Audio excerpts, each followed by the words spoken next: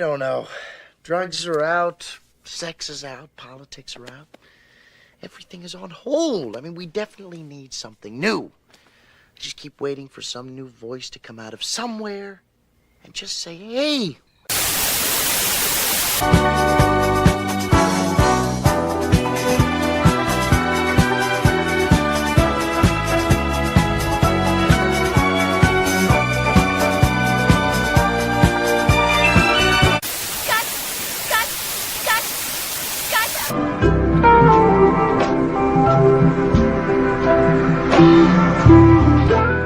Business. I got my wild cherry Diet Pepsi, and I got my blackjack gum here, and I got that feeling. Yeah, that familiar feeling that something rank is going down out there.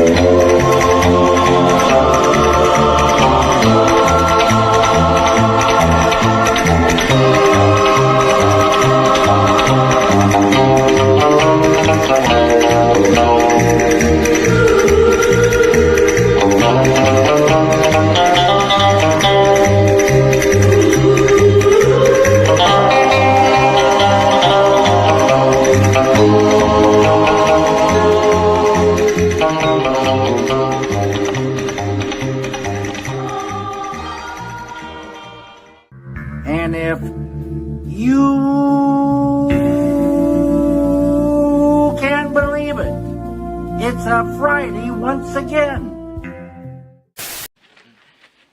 Whiskey, quick.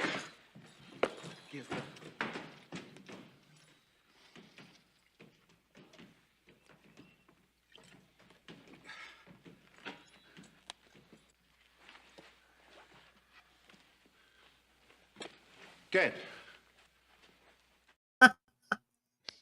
A frontier that never was, and yet always is. A landscape stitched together from both myth and dream, saddled together with blood, bullets, and the ruins of a fallen society. A place where time stutters, where Old West and Old World collide, where a revolver speaks the same language as sorcery, and destiny drips like nectar from the barrel. This is not a recanting of history, but rather its reflection in a broken mirror, a last stand of goodness reimagined upon alien soil. Doomed dynasties echo in the footsteps of a young man sworn to justice and vengeance. Herald Charlemagne's heirs, Sparta's sons, and the orphans of Troy, hardened from slaughter, tempered in battle, and built hard for the world ahead. Children such as these carry the burden of their inheritance, with oaths outweighing innocence, and with any chance at adolescence amputated by obligation. Tonight's tale is one of initiation, but not the kind that can be offered by any society other than the one that knows of this burden. It is a baptism of fire. Let us step forward tonight into this world, one that has all but come undone and yet still remains unborn, one that leans ever toward annihilation, yet still tethers itself to life. History here is not cyclical. It is a wheel being fed a constant supply of flesh and bone and sinew to grind into dust.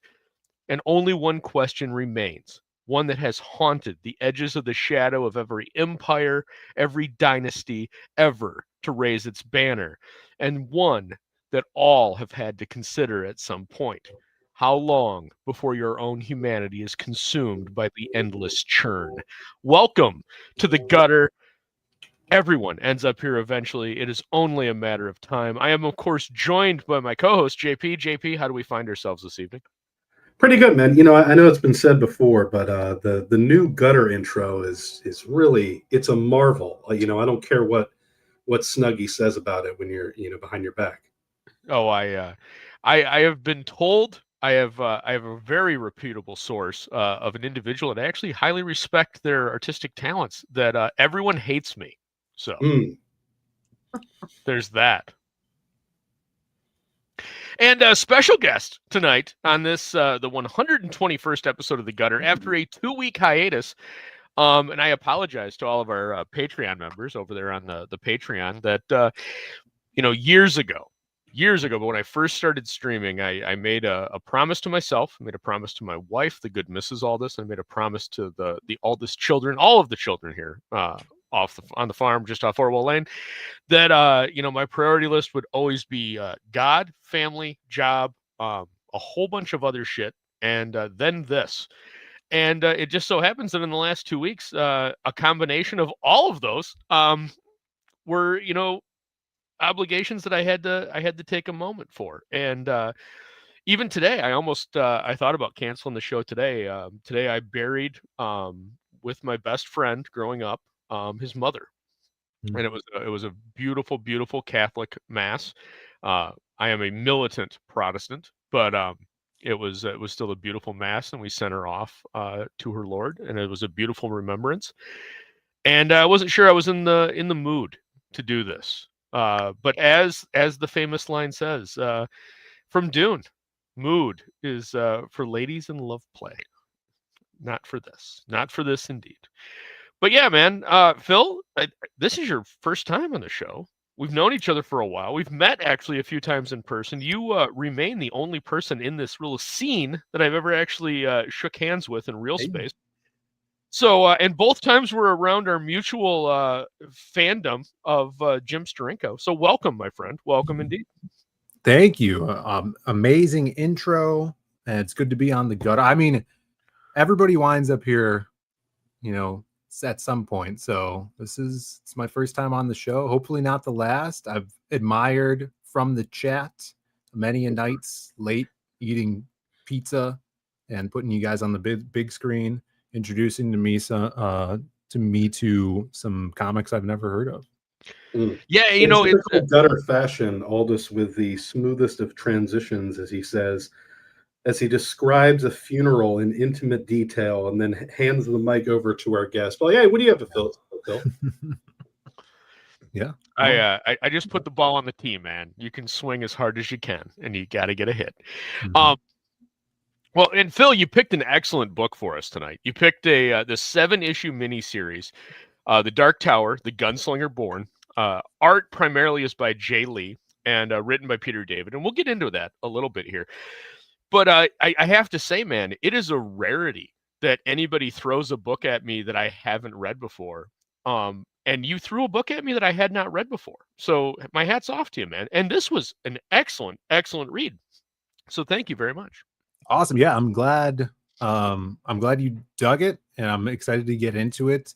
Yeah, this is something that I read a while ago that was recommended to me by my girlfriend, who's a huge fan of Stephen King's novels and was a big fan of the Dark Tower series. This was adapted some years ago by Marvel. One of Stephen King's editors, I believe, kind of overran the plotting, and then Peter David went in and scripted it. And yeah, I mean, we'll get into it. It's really cool stuff. For sure. But before we can dive into that, let's check out the chat and see who's joined us. We've got Awesome One was early at 10:30, an hour before the show started, with dude, good to see you. Snugs is here. Always good to see my friend Snuggy. And we'll be talking a little bit about something that's on the summer of Snugs, even though it's autumn and we are well past the solstice. The summer of Snugs is still going strong up until Pixel Trader and I can rework a new website and get the autumn of all this going. In the meantime, go check out the summerofsnugs.com, and you will find a number of excellent books that both Snuggy and myself are standing behind firmly. Pretty much I think everything on that we have either backed, signed up for, or fully support the individuals involved if they haven't released anything yet. We've also got Citizen Ronan. Sup, everybody? Great to see you, Citizen Ronan. And man, if you're not following Citizen Ronan, make sure you do so. Excellent artist in his own right. He's got a beautiful painting that he's been working on that I keep on meaning to clip for the Wednesday show, and I keep on forgetting, and I apologize, Citizen Ronan, but we'll make sure, hopefully this week I'll remember and give you a shout out and throw some of your art up. We've also got Mr. Bemis. Always a pleasure to see Mr. Bemis. Good to see you, sir. And Kayla's here, and she's saying she's not queer, which we all know, because every Wednesday she comes just to drool over Buster Crabbe in the Flash Gordon serials. So there's that. Oh, scrolling down, who else we have here? It looks like everybody's talking to themselves. And thank you very much, Henry Bemis, for throwing up the pre-order link. Man with No Strings, number 0 by Zaid Comics and Oliver Isla-Bedra. I'm going to probably slaughter that. But the link can also be found in the description. So either way you get there, I don't care. I've backed it. I think JP's even backed it. Have you backed it, JP? No, not yet. Oh my Jesus! I know, like that. The checkout. There go the wheels. The wheels are I up. had it in the cart and the checkout didn't load, and I meant to come back to it, but I'm gonna get the sketch cover, and then I'm gonna show you all how I draw. Oh, that's awesome. Oh, sweet Jesus, please no. All right, Dale A has joined us. Great to see Dale A. And scrolling down, what else we got? Everybody's saying hi to each other more. Kayla does not hate me, apparently. You should. Host, just wait until Wednesday, Kayla. You'll hate me Wednesday. Wednesday by about 11 o'clock, you're gonna hate me. You might hate Pixel Trader more. Hostman's joined us. Great to see you. Howdy, all. I'm here for some fun, like JP is. Well, there you go. Let's gamble. Oh, man, what else we got? Scrolling down through the chat. Everybody's saying condolences. Thank you very much. Jay Lee did such amazing work. And Phill, I think this is one of the things that shocked me the most. And we're gonna get into it because we're gonna dive into some of these panels. But man, like This is Jay Lee. He's singing with that pen, man. This is some really, really good Jay Lee stuff. Now, and it's a lot to say that because Jay Lee has a lot of really good stuff. But man, some of these issues, he phones it in here and there. We're going to talk about some pages that are a little iffy. But man, when he's hitting here, it's the iron's on fire for sure. Yeah, I agree. And this is, I mean, something in my mind stands out of some of his first big work that is in his own style. Because if you remember from the 90s when he got his start around the Extreme Studios days, and he was doing Youngblood Strike File, or even when he was at Marvel doing Namor, his stuff was totally different. It was much scratchier and obviously heavily influenced by Simon Bisley and his Lobo run. And you could see that there's even some swipes in some of that stuff. And two, I mean, he's admitted it as well. But this is a whole different Jay Lee and much more akin to what we see him doing nowadays.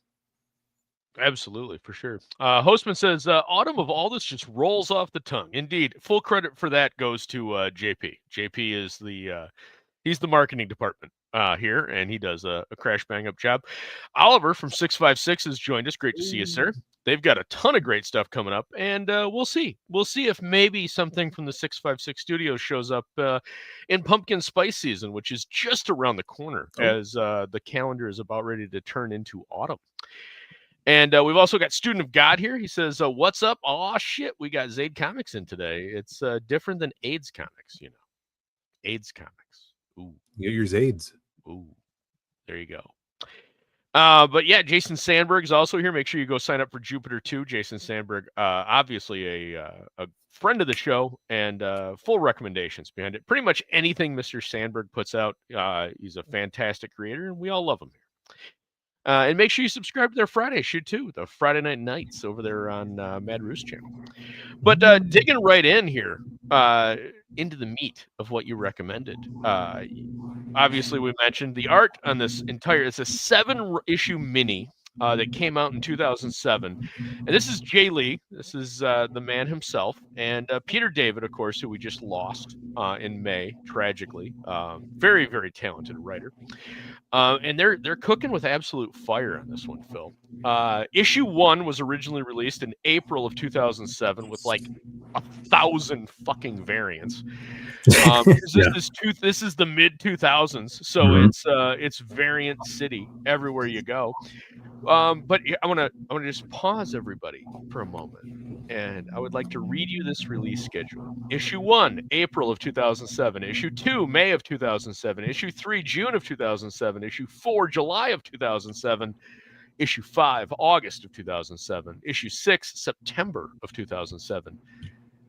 And the final issue, issue 7, in October of 2007. That's right, 7 issues in 7 months. Wow. Imagine. It's shocking. Goal. It's It's almost goals right shocking. there. But so we're not gonna get into all the variant covers because I've done that before and everybody gets mad at me.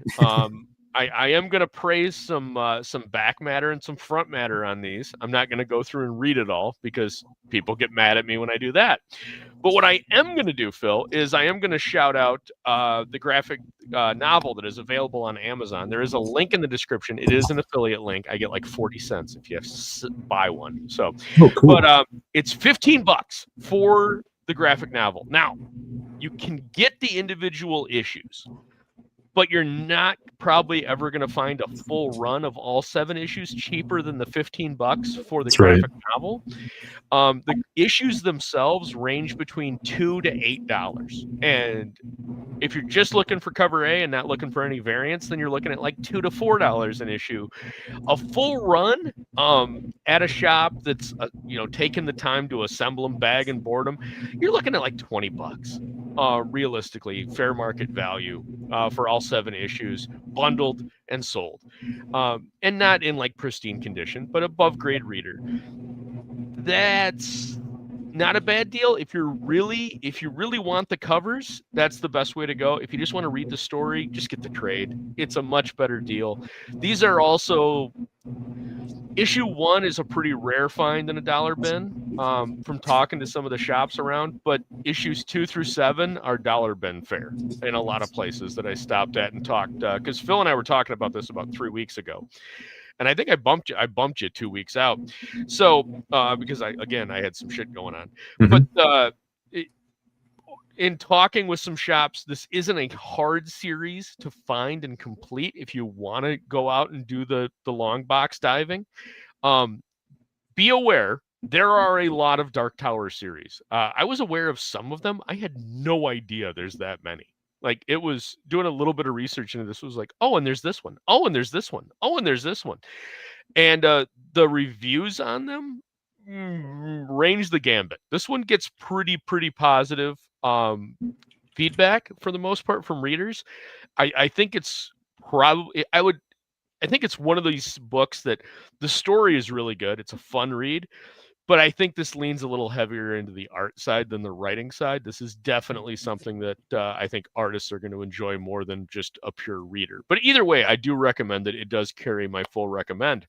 And with that being said, JP, what were your thoughts overarching? Well, you kind of said most of it, but to use a point of comparison that we often glaze on the gutter, I was thinking back to Seven to Eternity when reading this, and I think that I think my standard for reading comics now has become how much I pay attention to the writing and how much I pay attention to what I'm looking at. And this was a book that I found that after issue 1, I was just way more interested in the art than the writing. You know what I mean? Like the writing, especially around the middle part, it turns a little bit granola for me. And I think that's a fair assessment. Phill, what are your thoughts on that? And this is great. And this is one of the things I'm going to be doing here. I've kind of bloviated enough in the intro segment for the first 20 so minutes.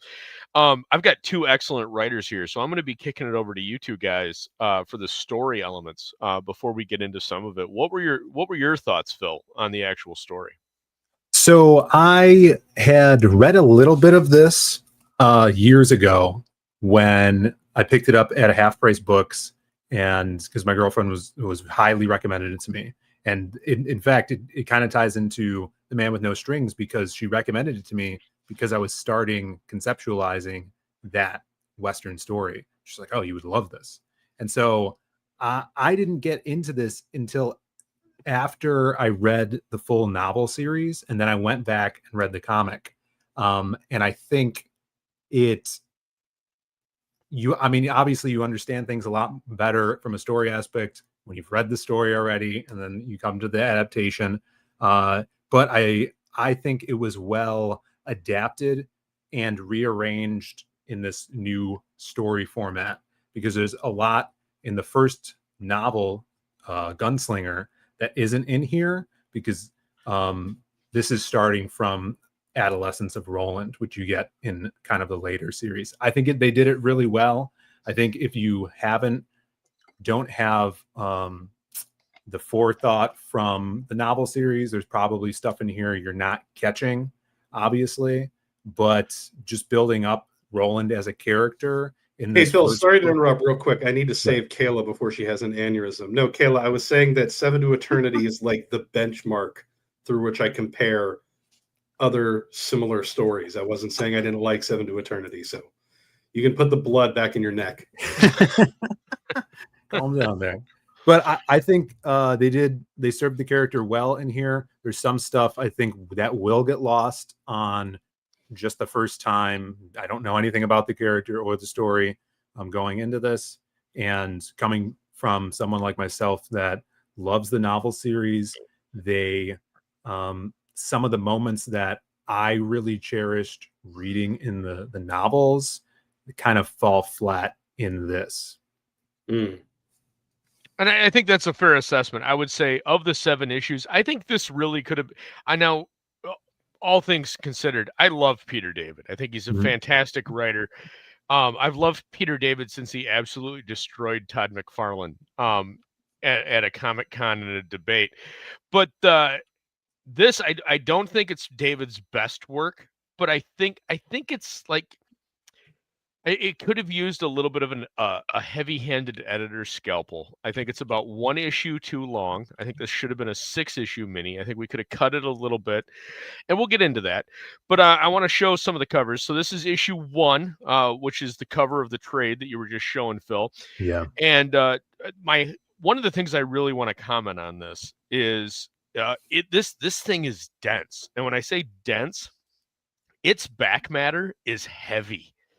We've got a full explanation of the realm. We've got an explanation of 3 pages of prose on the geography that is just absolutely exquisitely laid out. Yeah. Beautiful, beautiful work. In issue 1, we also have a map. This is just the back matter. And then we open it up, we flip a book around, we start looking into the actual art, and we get, this is our first exposure to this world. And our first exposure is a 5-stack.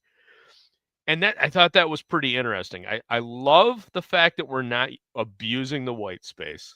We're doing just a black matte background. We've extended that center panel just a bit so that everything flows into the center. It's a nice reader eye line.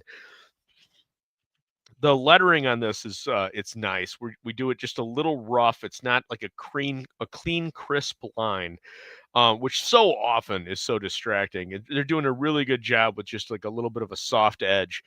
That was a nice touch. And we move again into a 4-stack, and we get more explanation. And in fact, not only do we get more explanation, but this is as a prequel comic to the novel, we get the same introductory line that we had in the novel. So we're tying immediately in, which is it's a nice narrative construction. Okay, we know where we're at. We've established the world a little bit, and now we're tying it back. Well done from David. Moving in a little bit, we established the world, and the world building in this, I think, deserves massive accolades. I think it's a gorgeous, gorgeous example of how to world build within a narrative structure. It's really, really well done. But the art, as both JP and I and yourself, Phill, have mentioned, it takes over at a certain point, and you almost drift away from the story into the image, which is because purely of Jay Lee's art, I think. It's not a knock at all on David's writing. But we do have some negatives, Phill, and I want to talk to you a little bit about this because we get some pages like this. And when you see let's see, we've got 1, 2, 3, 4, 5, 6, 7, 8, 9, 10, 11, 12. It's basically an 11-stack sitting on top of a 12 panel that's isolated and constrained down there at the bottom. I didn't like this. I don't understand where this even comes from why you would do this. This to me, I don't recall seeing much of this in this era of the 2000s. I started seeing this more in like the Bendis era of post 2010. But here it is in a 2007 book. What was your take on this, Phill? What was your thoughts? It is weird, right? Super unorthodox. I mean, obviously it's going to cut his page for that week down because Roland in the background is literally a stat. I'm not sure how much Court is a stat as well, just a copy and paste.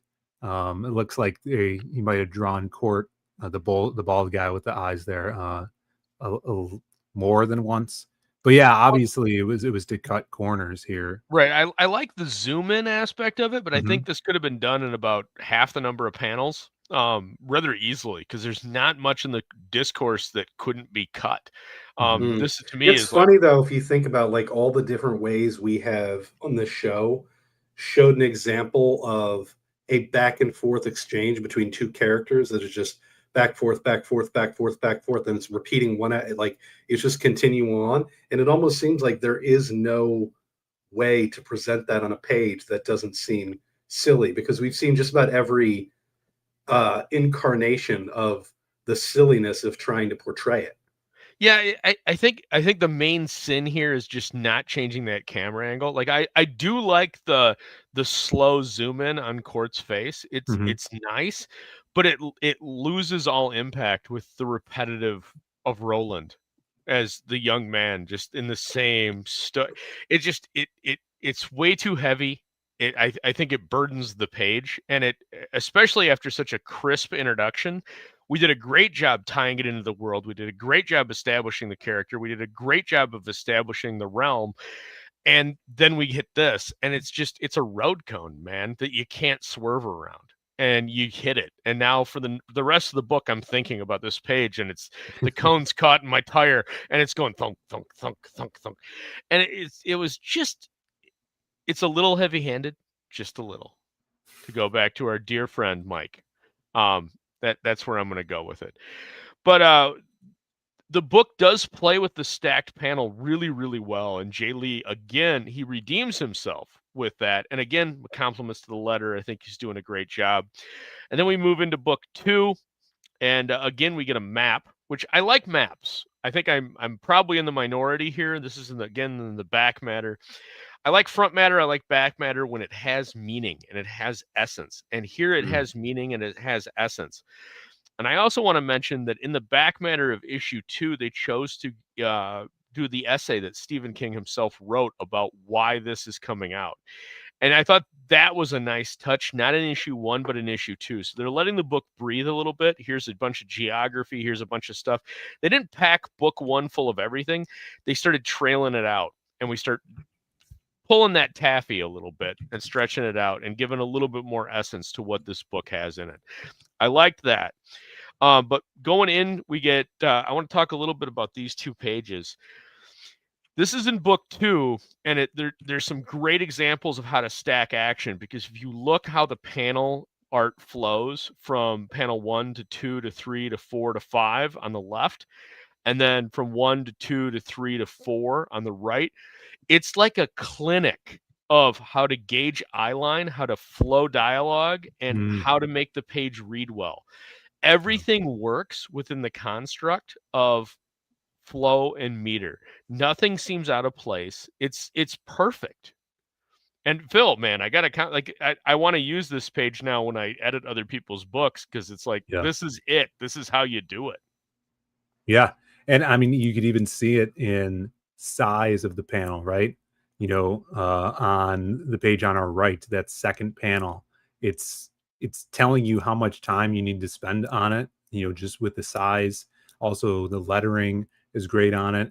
And this is, I mean, it's a conversation between father and son, and you see how tense this moment is. And great opening to issue 2.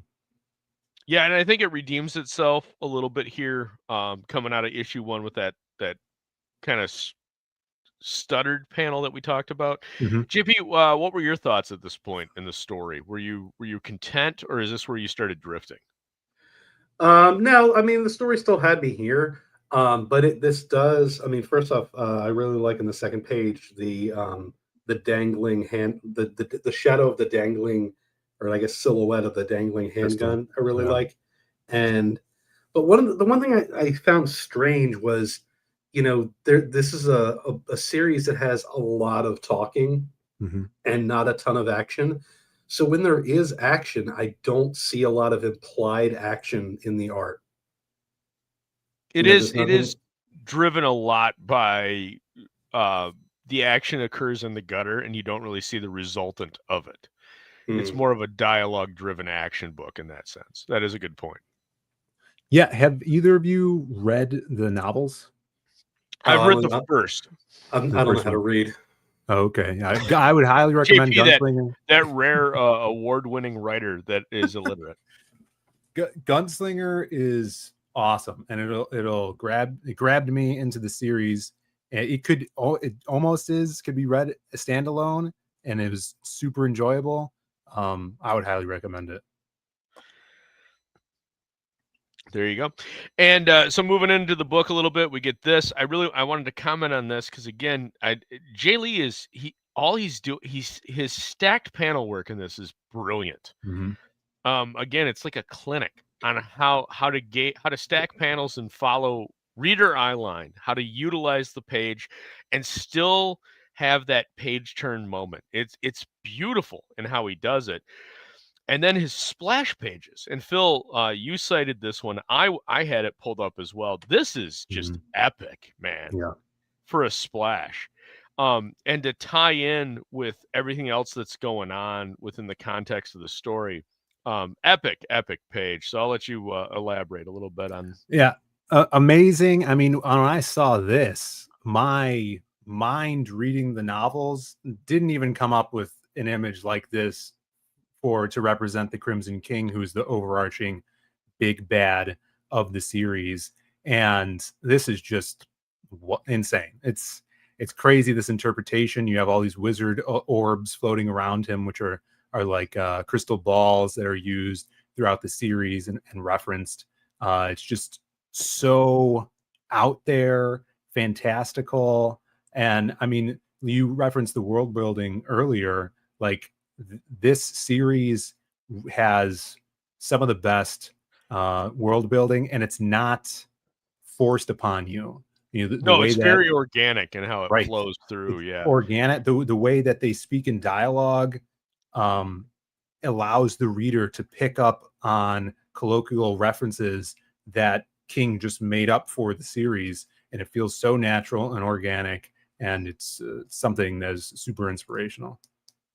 Sure. Citizen Ronan offers that's 100% Corbin looking. No, Yeah. absolutely. As in some of the, and you're going to see a few more that we pull up here, you're going to see a lot of Corbin influence. It would be a really interesting discussion to sit down with Jay Lee and find out how much he tapped into some of Corbin's late 70s stuff for this, because it really feels like it's heavily inspired by a lot of that. It's got that feel. It's not just you, man. It's not just you. But we also moved back from that into the stack. And one of the things I really liked about this sequence is we maintain the sense of foreboding by the arcing over. It's the inhumanity of the anatomy that we're really playing with here.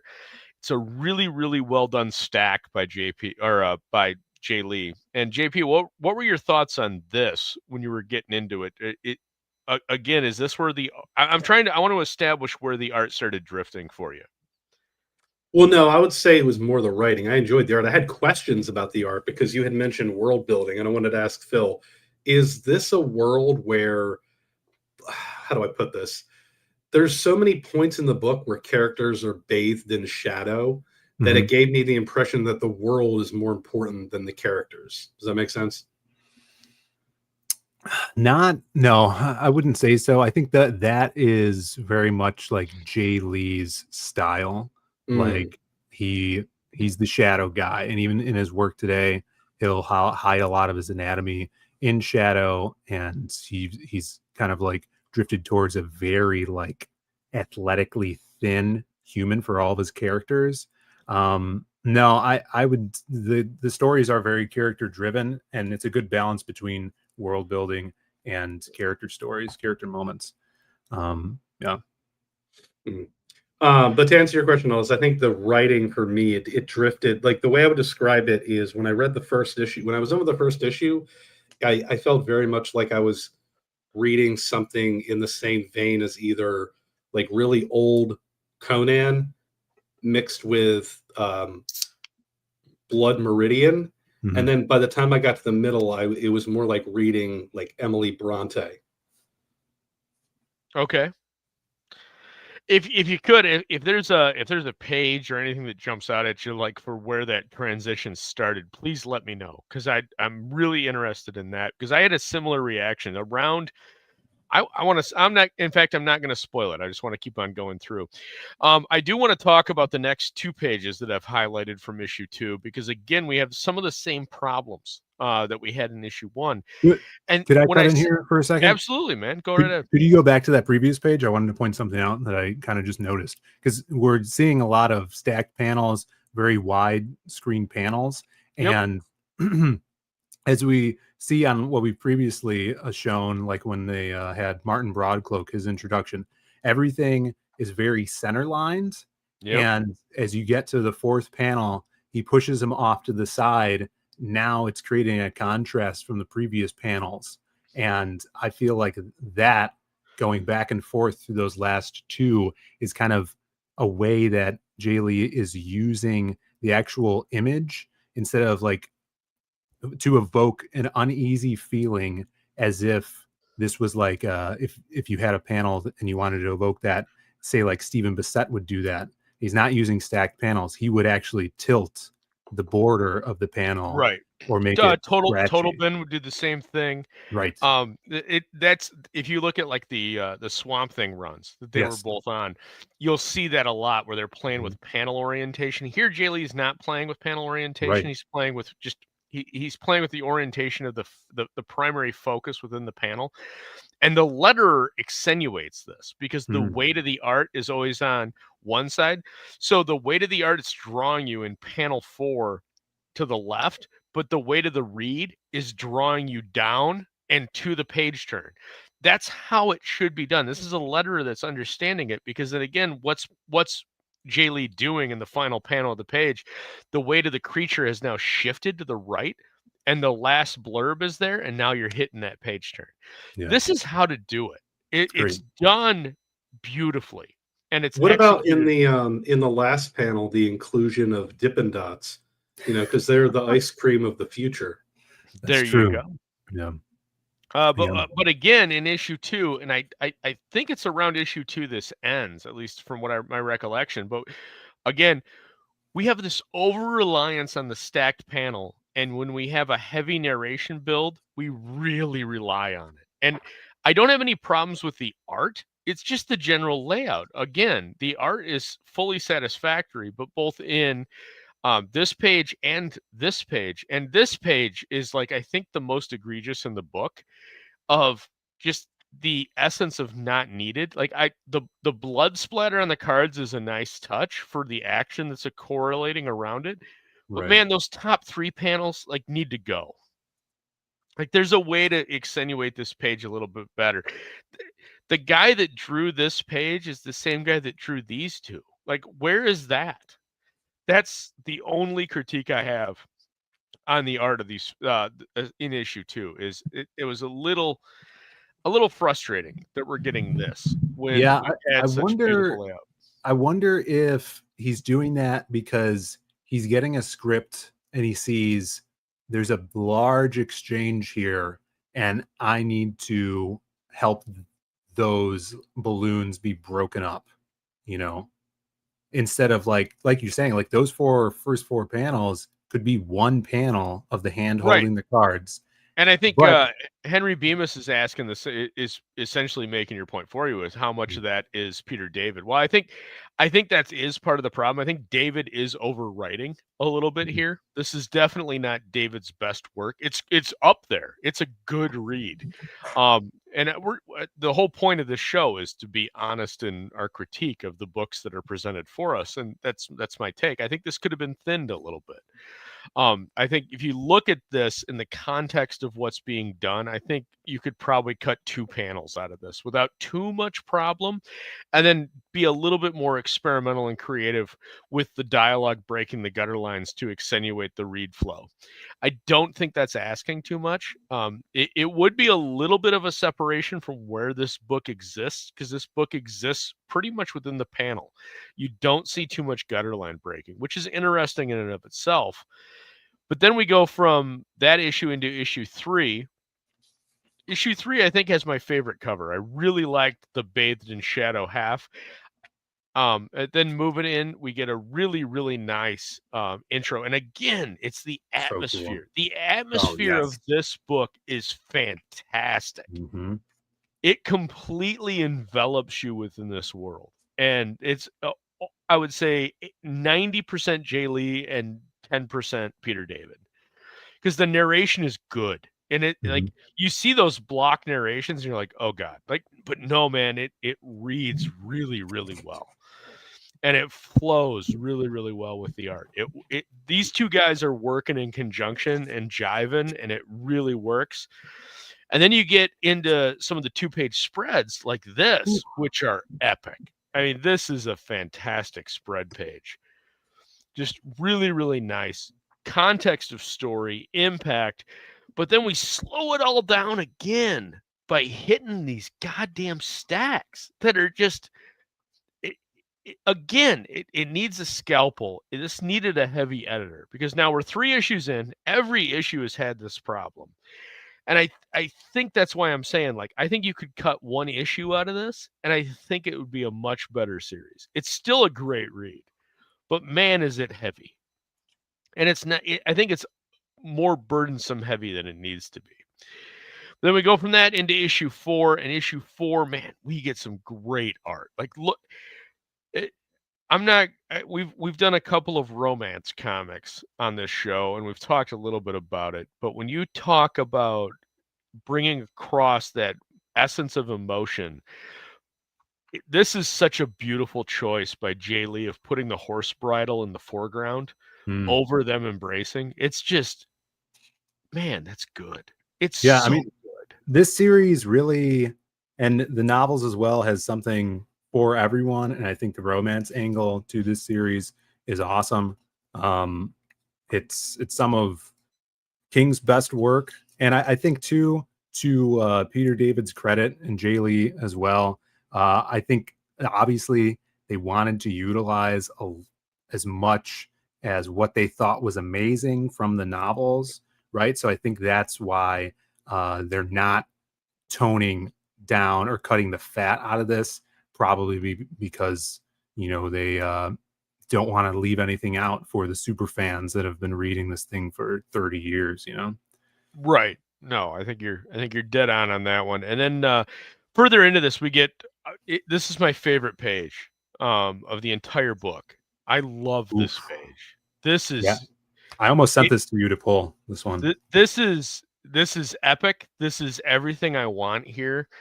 And this is one of the rare times on this show that I'm not going to get too into the story as like, why are there 3 riders or any of that. This is when you've got to read for the impact of this moment. It's a beautiful, beautiful moment. It's such a great decision at this point of the book to make this a splash. And I think that's a beautiful choice of, this is, again, man, Peter David and Jay Lee they're jiving. They understand where each one's headed and what each one's working with. And that's pretty much where I'm going to leave it. Issue 5 starts, this is the cover for the issue 5, the primary cover. Again, there's a shit ton of variants on this. Issue 6 also has a good cover.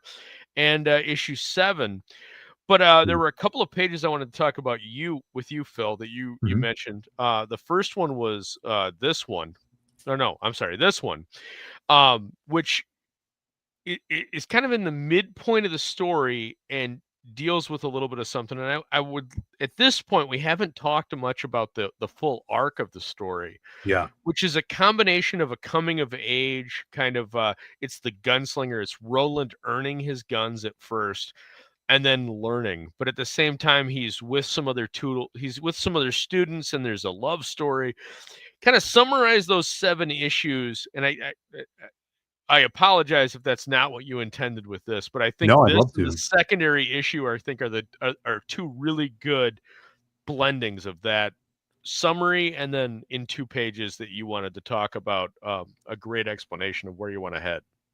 Yeah. So the Roland, our main character, he's what they call a gunslinger. And for all you guys who've never read this series, imagine gunslingers in this world as Knights of the Round Table, except they have cowboy guns. They're cowboys. The cool thing is they speak regally like they're knights, right? So it's this melding of old world and fantasy together. But there's a lot of hints that this is in our future. Like, society has fallen, and this is where we're at. There's magic twisted into this world as well. So Roland and his 2 buddies, who are also gunslingers, venture out of their kingdom of Gilead because something went down, and his father sent him out, and they're hiding out in undercover. They're trying not to let anybody know that they're gunslingers in this small town. And there's a bunch of bounty killers that are kind of on their trail. And this moment I picked out specifically because in the novel, it hit me so hard super kind of guttural moment where, for lack of a better term, Roland is like their commander between these three gunslingers, and he gets enthralled in this romance with a townsgirl, and because of that, the bad guys have noticed them, and so Cuthbert here, he found this note that they're being found out, that they're gunslingers, and he knows now that the bounty hunters are onto them and they intend to kill the three of them. And so he comes up to his high command, Roland, and he's like, here, come out here. I got something to show you. And he punches him in the face because he's like, you bastard, you simp ass fell for this chick. And now we're all screwed. They know we're gunslingers. And he shows him the note, and it's so good in the story that it kind of falls flat here. And I was disappointed, probably just biased, because when I read it in the novel, it meant so much to me that Roland was humbled by this, and he fell to his knees and he asked for the forgiveness of his best friends. He's like, I screwed us. And Right. the response from Cuthbert is like, get up. You're higher ranking than me. You shouldn't be apologizing to me. Like, the psychological dialogue and narration that went into this scene in the novels just hit so much better than here. And it just felt like they glazed over it. So I wanted to point that out. No, and to be fair, let me. I'm going to start at panel 3, and I'd like to read the dialogue, because I do think David's really trying to get that across, and it's just a little bit off the mark. I've been a fool. I've put everything at risk. Her life as well as our lives. I've forgotten the face of my father and cry your pardon. Then, Right. yes, all right, just get up. Arthur Heath got this note from Shimmy, given him by the witch. But how did she know? Is she psychic like you, Aline? And then my guess, Marilyn's grapefruit like as not. Her eyes and ears are everywhere. They'll be under 6 feet of dirt before this business ends. I'll set my watch and warrant on it. Yeah, I just love the dialogue, like the invisible hand that King uses world building through dialogue. Like, I've forgotten the face of my father. That is something that's repeated hundreds of times through the series. You know, I cry your pardon instead of saying forgive me. Like, this stuff really sticks with the reader and is something I'm trying to put into the things that I'm writing, because it's so inspirational to me. Well, I think that is a great transitionary moment. And before I get to that, JP, as a fellow writer yourself, as of much acclaim, what were your thoughts up to this point? Oh, I think for me, the most memorable line was when the old woman was like, he was feeling on your titties. I mean, I don't think any of us will forget where we were when we first heard that. Okay. But the next moment, Phill, was this, which is a unique moment in and of itself. So follow it up, man. Yeah, so you heard, as Aldous read the dialogue from Cuthbert, they referenced the grapefruit. So that is referring to basically a crystal ball. It's one of those floating orbs we saw with the Crimson King. And in this story, it falls into the hands of the gunslingers. There's a witch that's trying to get it, but it's seductive in nature. So when Roland gets his hands on this crystal ball, this wizard's spear, he looks in it and he sees the fate of his love, and Susanna, I believe her name is, or Susan, and he realizes that he has a choice between saving the love of his life or saving all of creation. because the Dark Tower is the construct that holds everything together. Our world, the world of the Gunslinger, and every story that Stephen King's ever told. So it's basically the multiverse.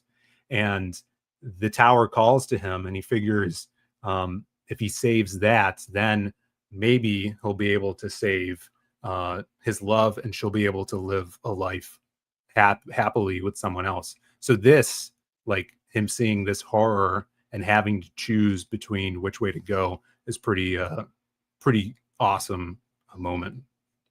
Yeah, and I think in accordance with the image, the line that David writes here, which is at the end of her life, she is aware of heat but not pain. And she thinks of you laughing with an ease and freedom you will never find again in your long life. Just an epic line. And then, and your laughter she takes with her as she cries out her last words, which is, Roland, I love thee. Just laying in that guilt trip really hard. And I don't want to spoil this. This is another rare example for the guy. I'm not going to spoil this one for you because I do highly recommend it. Check this out. This is Dark Tower, The Gunslinger Born. Excellent recommendation, Phill. Thank you. I'm glad you dug it. But we are running short on time, and we usually try to shoot for an hour here, but I think this is going to be one of those 90-minute shows. Because I wanna highlight your own book right now, if I may, and I'm going to bring it up ever so briefly. If you go to Zaid Comics and go to zaidcomics.com, click on the pre-order link. It's going to take you to The Man with No Strings. And Phill, I am renowned, thanks to Steve Dye and our famous Western debates, for calling the Western sacrosanct. The Western to me is something really special, though it's not just a genre. It's an American myth. It's a uniquely American myth. And at its heart, one could easily pander that it is, I don't know, like a meditation on the birth pangs of civilization, or the lawless frontier that's tamed into some semblance of fragile order. But and it's a theme that's often used. Kevin Costner's Horizons is desperately reached for that and didn't make it. Silverado reached for that and didn't make it. They're both good Westerns, but they're not epics for those reasons. The Western holds the gunfighter, the outlaw, the sheriff, the marshal, whether it's Marshal Dillon or Wyatt Earp, it doesn't matter. And even the settler, to a large degree, those bursting forth, whether in naivety or in full expectation of what they're going through, as was shown in Deadwood with the gold prospectors. They're archetypes in the eternal struggle. No different than the Brothers Grimm used archetypes and they folded them similarly up in their European myth. Jung and Freud being unavailable for comment, this landscape is special. With your Western, what makes it unique?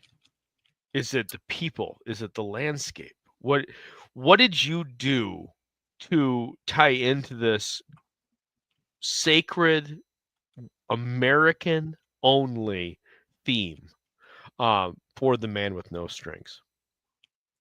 I believe it's the kind of contorting of it that we're doing here, and how it's not a straight Western. It's not even a straight revenge story. It's funny that you brought up the Brothers Grimm. I'm kind of twisting it into a Brothers Grimm type story where it is a revenge tale, but the world has been twisted by some fantasy elements. And the farther that I go down the story writing it, it's becoming a lot more horror-like with these kind of abominations that we're putting our character up against. It is a revenge story, but I really want to show the cost of revenge. I don't want this to be someone's wronged and they get their revenge and could continue walking down the road. I want to show what happens when you seek revenge and what happens if you get it. I want to show this character that and see what choice they make at the end of the day. You know? All right, so on that, you chose to talk about the Dark Tower, the Gunslinger origin, and it's the Dark Tower in of itself.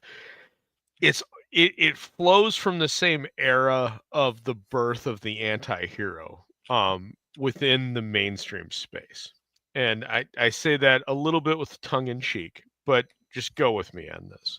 Okay. It's of the era of Watchmen. It's of the era of that a slightly cynical take. Mhm. But the origin series that you cited here, Dark Tower, the 7-issue run, Mhm. is very not tongue in cheek. It holds that essence of what Roland was, almost not sacred, but a little holy in how it flows with the character's development and gives him a little bit of room to breathe. So Mhm. it feels fresh, even though you know where he's going to end up. JP, did you take that away from the story at all? Could you repeat it? Yeah, did you take away that this was a little bit of a fresh, even though you know where he's going to end up at the beginning of the Gunslinger, the actual novel? Did you take that there was a little bit of freshness to this prequel, this origin story? I thought that the Phil had mentioned it, alluding it to being the future. I think that kind of keeps it with. I kind of took it to be like 1 foot in the past, 1 foot in the future, and then the mysticism kind of like reinforcing that duality. But I found that as we got more into the realm of mysticism, to me it felt less like a Western and more like, because I don't have the background that you all have with the Dark Tower, Mhm. but to me it felt more like I don't know what you would call it, like supernatural kind of wearing the Western as a costume. Okay, and Yeah, I I can guess see that. that's a good. Let me parlay that into a question to But to you, be Phil. fair, like I kind of have that same mentality about like old things as Aldous, where like I have a hard time letting go of conventions, especially ones that I personally really like. So that is completely my bias. Oh no, and I'm the same way for sure. I hold the Western side Oh of yeah, this. but you're way more accepting about that kind of thing than I am. I'm like a real stick If in the it's mud. done well, for sure, and I Mm. think it's this 7-issue series is a recommend for me. And I guess that's something I haven't covered yet. JP, what were your thoughts? Is this a full recommend from you or a Well, partial recommend? I only got to issue 5, so I Mhm. wouldn't be a good. I couldn't really say it. Okay. But this is a full recommend from me. I think it's I would not call this a Western. I think it's a modern story. If you've listened to the show long enough, you'll know the delineation between a modern story and a Western. A Western has to be a certain way. I have read Phil's entire story of The Man with No Strings issue 0. I do consider it a Western. Ooh. I think I've considered a Western in a different way than Phil will, though, and that's why I've got some questions for Phil here on this. One of the interesting things about a Western is usually the Western focuses on the white hat, in that there is a Mhm. redeeming quality of your primary character. Do you consider your Western to be a representation of traditional American morality in the sense of how it's presented within a classic Western? Not how it's presented in a classic Western where your main character wears the white hat. No, there is definite morality in this. That's so incredibly interesting because I do. You do? I do. That is interesting. See, I'm looking at it as he's more of a gray hat spaghetti Western character that will learn a lot through the series. And he's obviously doing things for selfish reasons, personal reasons. So, Oh no, yeah, but I think you definitely have. I think you keyed in on there. Mhm. Your spaghetti Western reference is I think in trying to do one thing, which is you're trying to create the man with no name. That's very evident. Sure. And you're doing a spin on the man with no name. But I think in doing the spin with the man with no name, you have created a traditional white hat hero in that his motivation is pure. Oh yeah, for sure. And the Yeah. purity of his motivation, and this is the thing, and for all clarity here, Phill asked me to read it and like give me my thoughts as an editor. And I was like, it's not my art style. I love the story. I think I told you like 5 times I love the Yeah. story. And I kept on reading this thing and like, how can I edit this? And I finally told Phill, like, I can't edit this. Like, I love the story, but the art's just not my style. Mhm. I still bought it because I love things like this. I love things that push the level of what you've managed to do here, which is I do not like how a lot of the art is done. And Mhm. it's not a critique on your artist. Oliver's a hell of an artist. Oof, yeah, look at that. It's you capture the essence of the character really, really well. You establish the scenes really, really well, and both how the writing and the art coincides in that.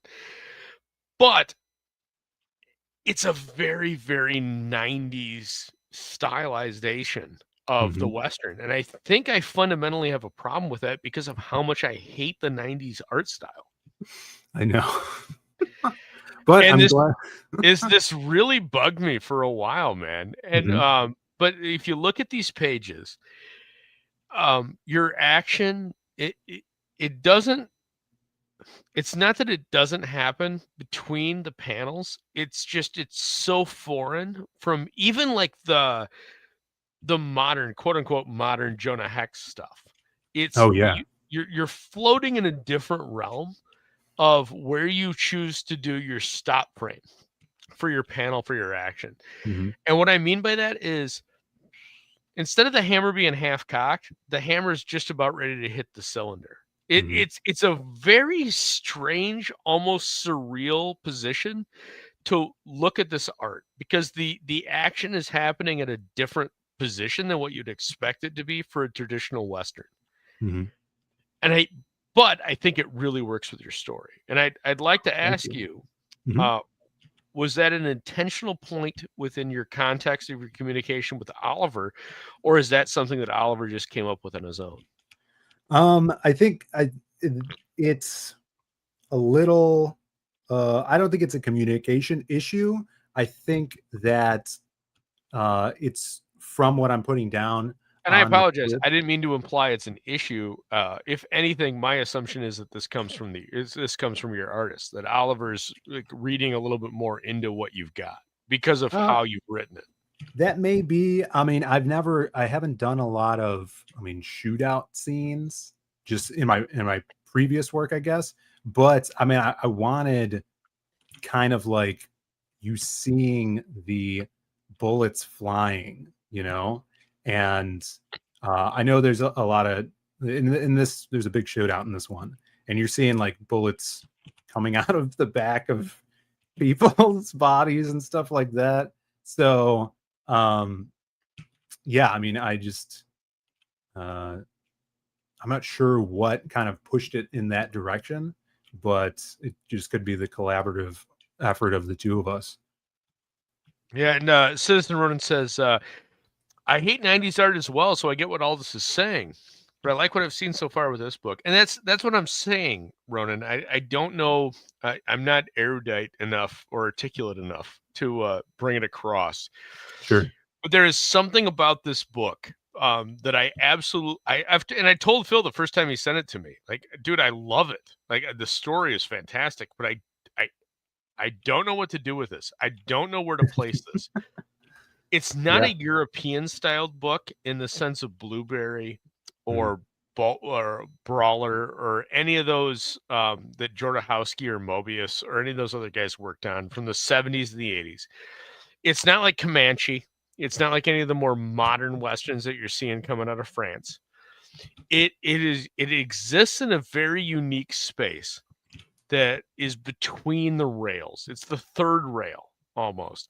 And Oliver has made some choices in this that I would never dream an artist would make in the Yeah. pages that I have seen. A really good example, Phil, and I want to ask you about this, is the face in the inset. Is that meant to be a face on the moon? Or is Yeah, that that just is meant? that is the moon. And when we get into the series, that's a character that you will come to know. And yeah, that's the first time we're seeing the character. So yes, that is a face.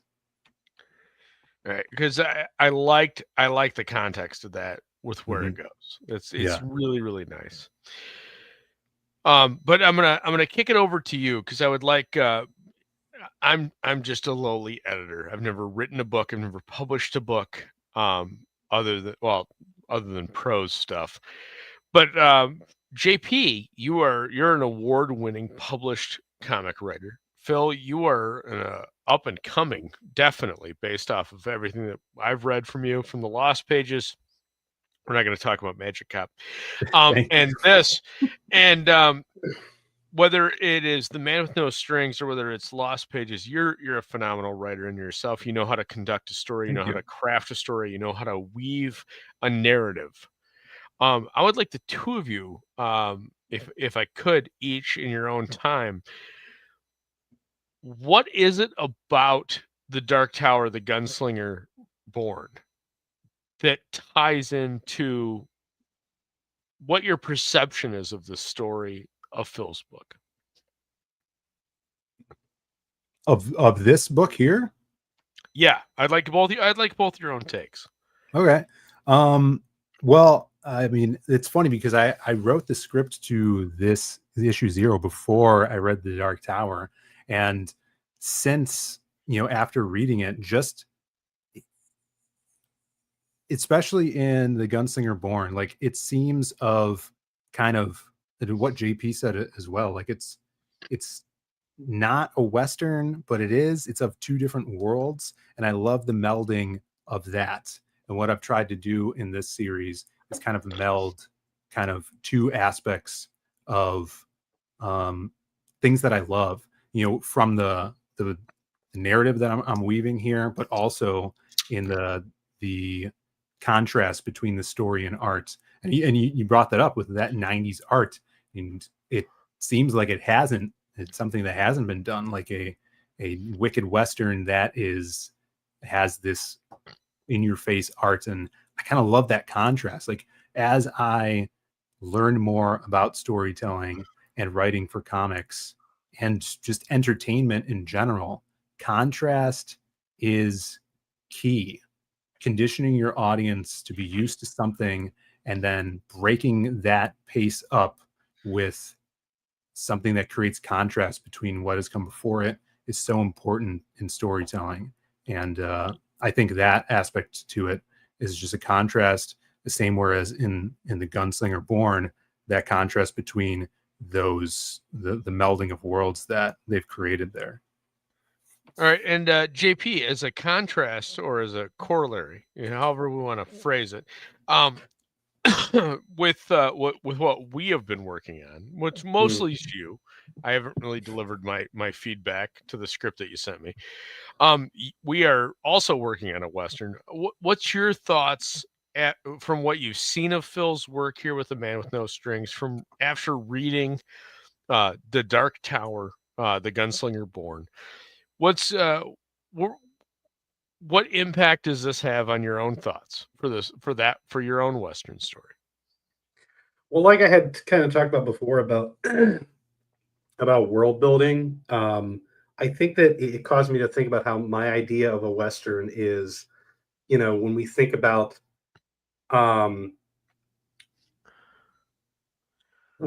like the world, like the world building and storytelling, and how, like, for me, the Western, if I had to summarize it with using one, descriptor, it would be the world, would be exploration in essence, the wildness of a world that is still being discovered and is kind of brand new, but feels very old to us because it's in our past. With, dang it, what the heck's it called? They talk about American exceptionalism. Damn it, I can't remember what it was. Thoreau, he wrote about it. But to me, that's what the Western is all about. Existentialism. Yeah. No. So to me, the West, it's like that. It's often a hero's journey, It's transcendental. Transcendentalism. Yeah. That's what it is. And basically the world is the other main character, and the story is that main character trying to operate within that world that is new but also old, that is being tamed but is also still very, very wild. And I think that's pretty much what a Western is to me. And you definitely see that represented in this book. In the book, in the Gunslinger, the Dark Yes. Tower, the Gunslinger Yeah. Born. Okay, I gotcha.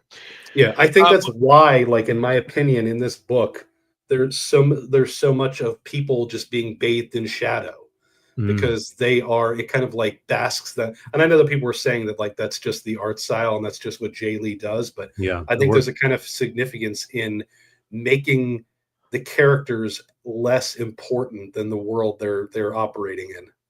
Well, I think it's because, and this is it cuts to the quick of what a Western is. Is a Western is an untamed frontier. It's the individual matters, but you matter so small. Everything will consume you.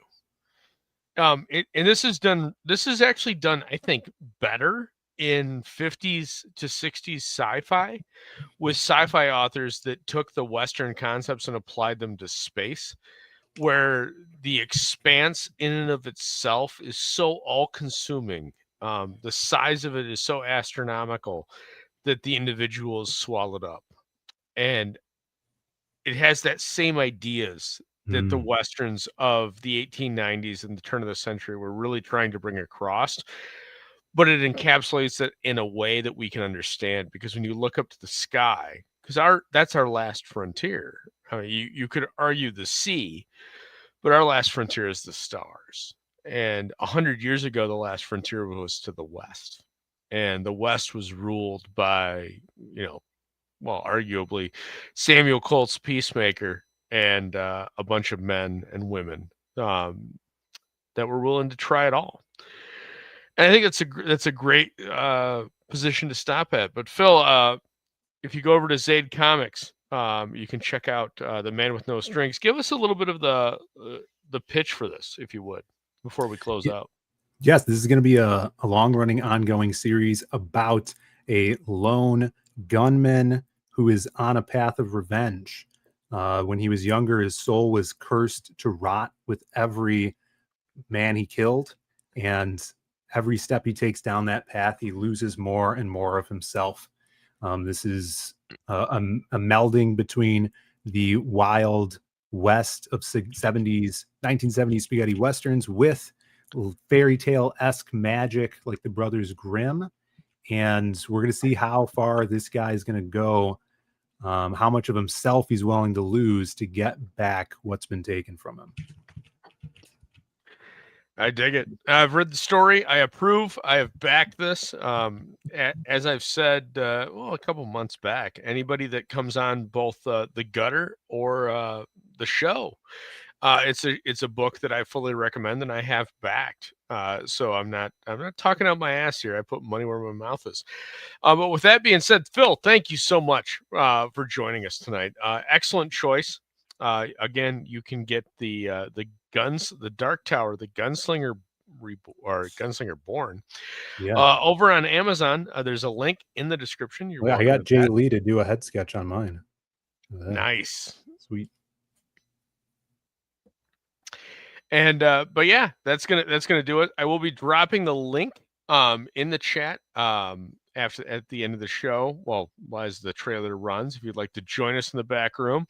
Otherwise, have a great night. And I apologize that we were off for 2 weeks, but there's some things more important than comics. There's some things more important than streaming. There are even, shockingly enough, some things more important than the gutter.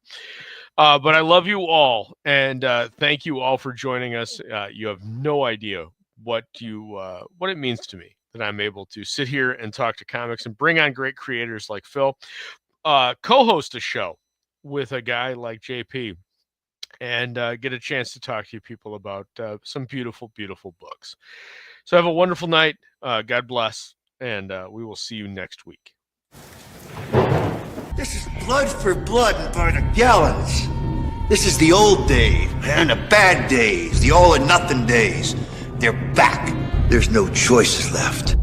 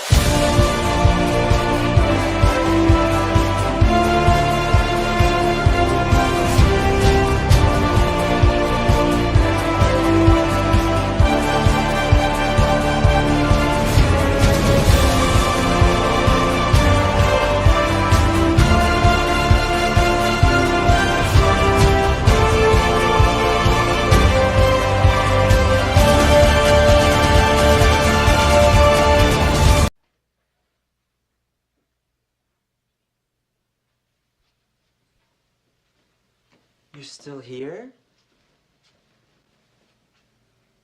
It's over. Go home.